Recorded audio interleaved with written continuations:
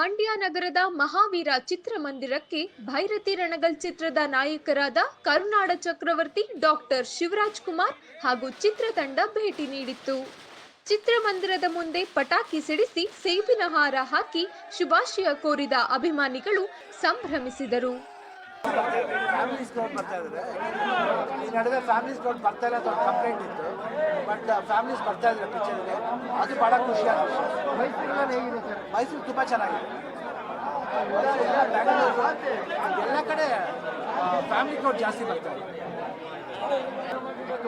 Next ಬರ್ತಾ ಇದೆ, ಇನ್ನು 45 ಬರುತ್ತೆ.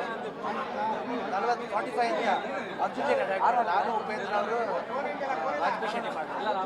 ಆಮೇಲೆ ಇನ್ನೊಂದು ಶೂಟಿಂಗ್ ಸ್ಟಾರ್ಟ್ ಆಗಿದೆ.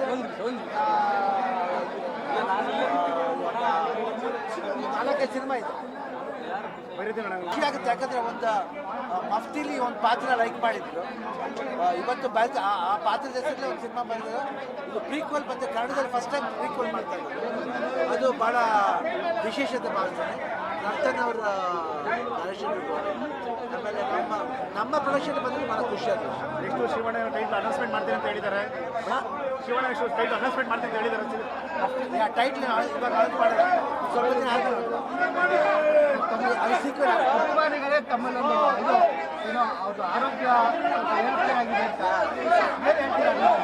ಸ್ವಲ್ಪ ಇದಿದೆ. ಬಟ್ ಇವಾಗ ಪರವಾಗಿಲ್ಲ. ಒಂದು ಆಪರೇಷನ್ ಆಗಬೇಕಾಗಿದೆ.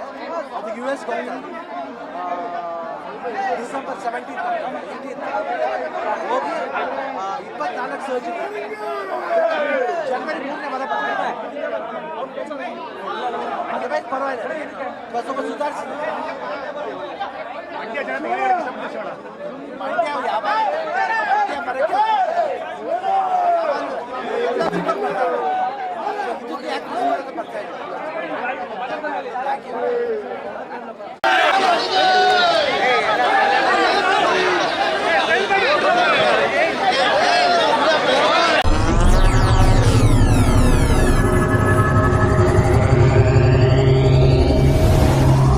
ನೀವಿನ್ನೂ ನಮ್ಮ ಚಾನೆಲ್ಗೆ ಸಬ್ಸ್ಕ್ರೈಬ್ ಆಗಿಲ್ಲ ಅಂದ್ರೆ ಈ ಕೂಡಲೇ ಸಬ್ಸ್ಕ್ರೈಬ್ ಮಾಡಿ. ಸಬ್ಸ್ಕ್ರೈಬ್ ಆದ ನಂತರ ಪಕ್ಕದಲ್ಲಿ ಕಾಣುವ ಬೆಲ್ ಐಕಾನ್ ಪ್ರೆಸ್ ಮಾಡಿ.